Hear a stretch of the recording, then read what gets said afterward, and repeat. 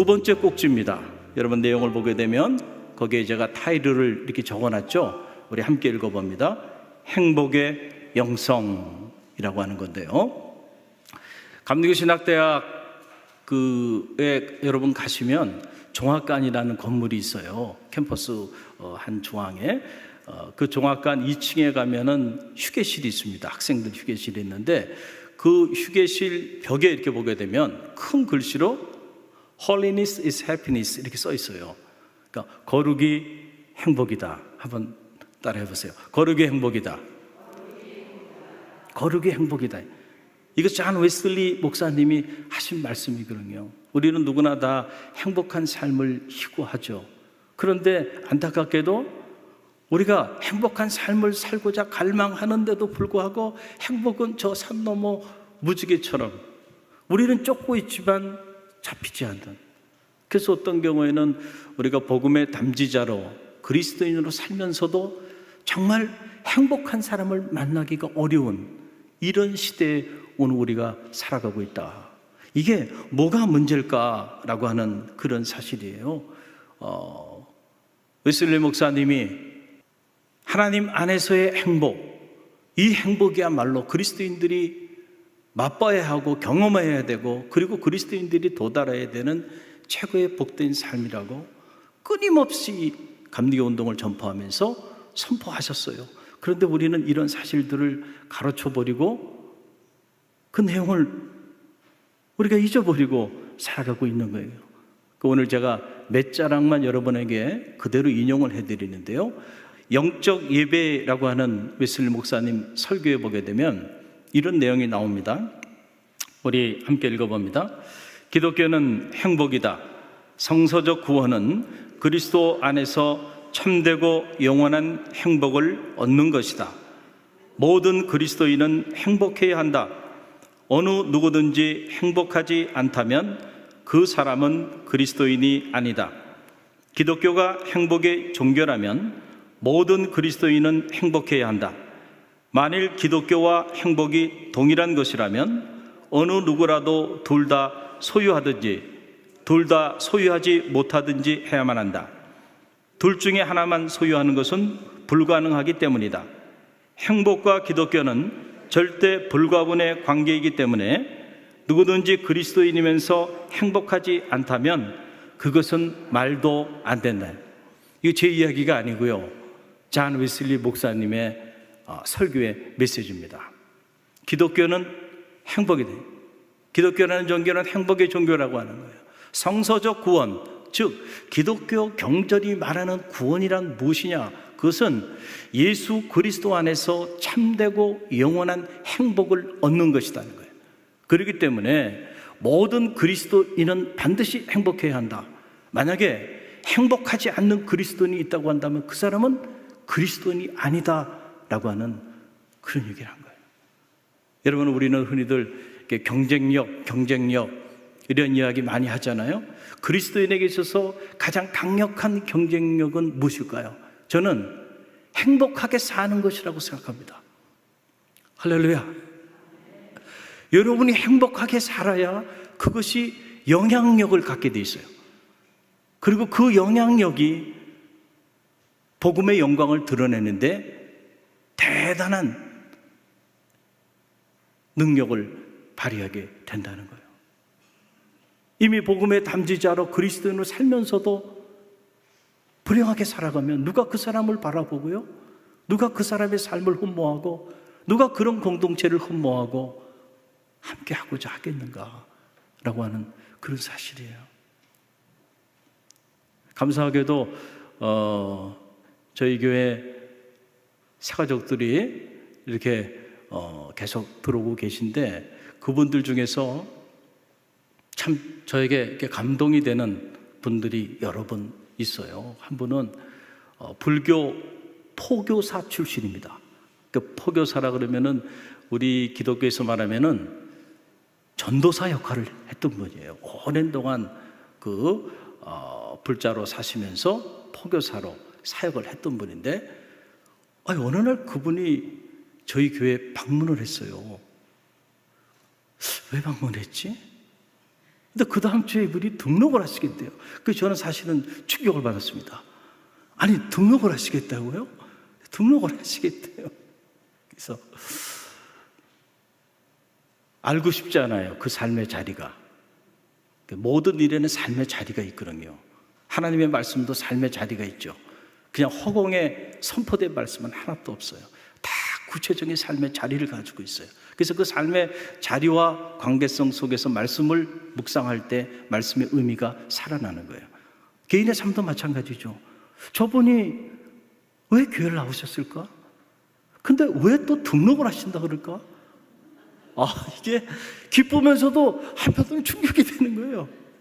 그 얘기를 들어봤더니 그분이 이렇게 발효명가라고 하는 그러한 나름대로 음식에 대한 철학을 가지고 음식점을 경영하시는데 저희 교회 남자 권사님을 알게 됐어요. 그런데 이 남자 권사님의 삶이 너무너무 신실한 거야. 그래가지고 저분이 가는 곳이라면 한번 가보고 싶다. 어떻게 저렇게 사는 사람이 있는가? 그래서 궁금해서 오셨던 거예요. 그랬다가 아예 등록까지 해보셨어요. 그래서 지금 그 가게를 가면은 성경을 늘 테이블에 펴놓고요, 수시로, 그리고 매일 새벽마다 나와가지고요, 이게 불자로 사셨던 분이 기독교로 귀의하면 그 신앙생활 자체가 자세가 다르더군요. 자세가 달라요.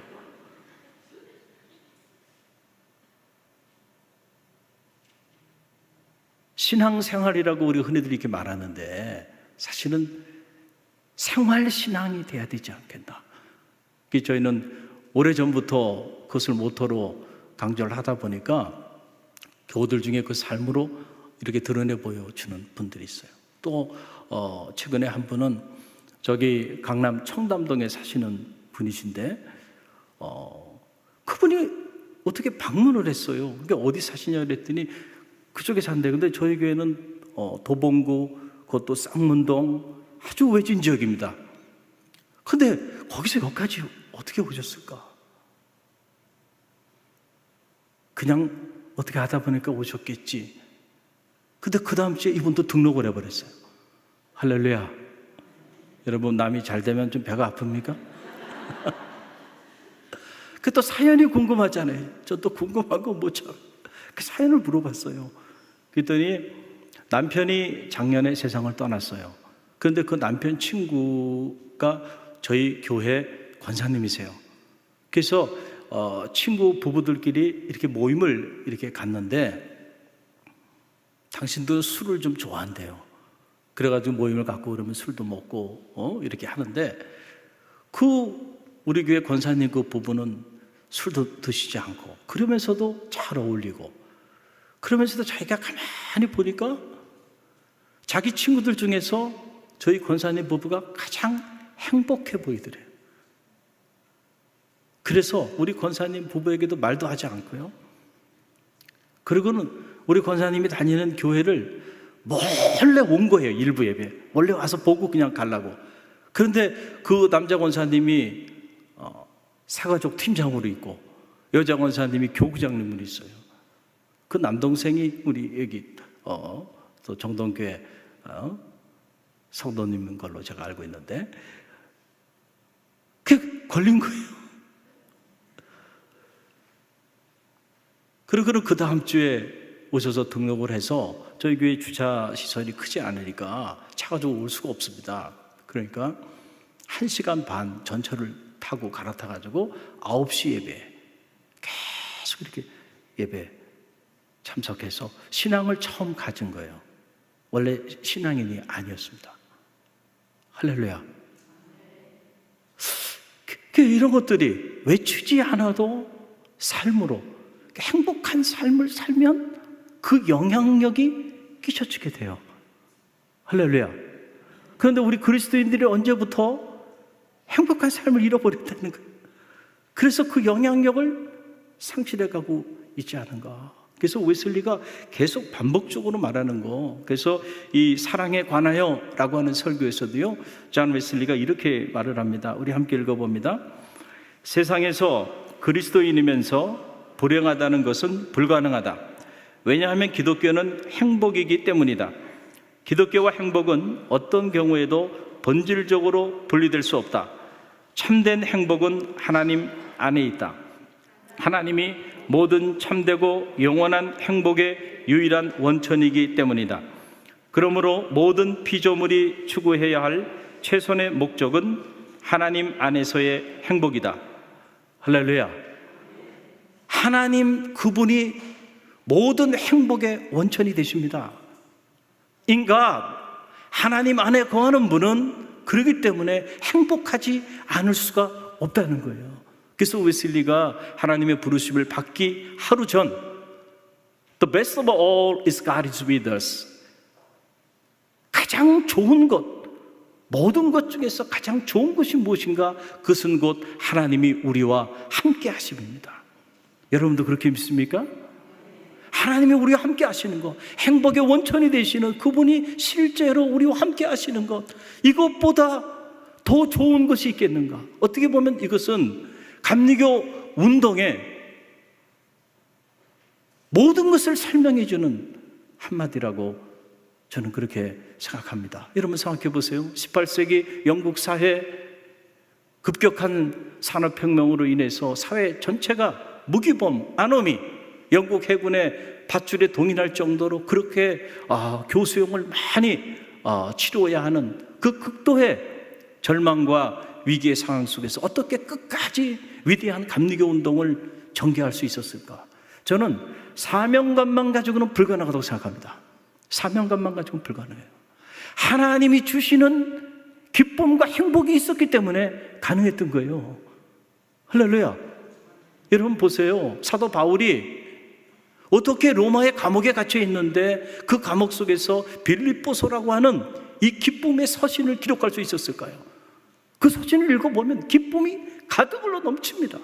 감사가 가득 흘러 넘쳐요. 어떻게 이게 가능할까? 행복의 원천이 되시는 하나님께서 그에게 행복한 마음, 행복한 삶을 허락해 주셨기 때문에 이런 초월적인 감사, 초월적인 기쁨이 자리하게 된 거죠. 할렐루야. 사명감만 가지고? 아니에요. 주시는 기쁨이 있기 때문에. 저도 대학에 있다가 갈릴리 교회에 와서 지금 만 13년, 14년째 되는데 힘든 일도 있지만 제가 열정을 가지고 지금도 사역을 열심히 하는 이유는 그 힘든 일을 넘어서는 하나님이 제게 주는 기쁨이 있어요. 그래서 감사해요. 너무너무 감사. 섬길 수 있다는 게. 그 기쁨이 저를 움직이게 하는 동력이 되고 있는 거죠. 할렐루야. 여러분에게도 그 기쁨이 자리하기를 간절히 바랍니다. 감리교인의 특징이 뭔가? 다른 게 아니에요. 가장 큰 특징은 그들은 복음 안에서 참으로 행복한 사람들이었다라고 하는 사실이에요. 그래서 그 시대의 위기를 넘어서는 그런 위대한 역사들을 이룰 수 있게 되었다는 거죠. 저는 말하기는 우리 정동교회 모든 여성교회 회원들이 하나님이 주시는 행복을 누리고 나누는 축복이 있기를 간절히 바랍니다. 그거는 사명감보다도 더 큰 거예요. 그 기쁨이 있고 그 행복이 있으면요, 하지 말라고 해도 하게 되는 거예요. 그 기쁨과 그 행복 때문에 어떤 이들은 순교의 길까지 나간 거예요. 사명감만 가지고 가능할까요? 저는 불가능하다고 생각합니다. 세상이 빼앗을 수 없는 기쁨, 그 하늘의 기쁨, 실제로 우리가 하나님 안에 거하게 되면 그런 기쁨을 누리게 돼요. 아빌라의 성녀 마더 테레사가 16세기에 스페인의 그 수도원 운동을 전개하잖아요. 아무것도 소유하지 않았지만은 맨발의 성녀로 불렸던 이 여인이 어떻게 그런 위대한 수도원 운동을 전개할 수 있었을까? 그가 남겼던 유명한 말, 하나님을 소유한 사람은 모든 것을 가진 사람입니다. 하나님 한 분이면 충분합니다. 실제로 하나님을 경험한 사람들은요, 하나님의 다른 것이 더 필요하지 않아요. 그러나 실제로 하나님 안에 거하지 않고 실제로 하나님을 경험하지 못하고 살아가는 사람들은 하나님 외에 다른 것들이 더 필요해요. 사실은 그것을 우리는 비본질이라고 말을 해요. 너무 비본질에 천착해서 본질을 잃어버리고 실제로 하나님과 함께하는 기쁨, 하나님과 함께하는 행복을 누리지 못하고 살아가는 이들이 우리 중에는 얼마든지 있을 수도 있다. 웨슬리는 그런 사람을 그리스도인이 아니다 라는 말로 이렇게 표현한 거예요.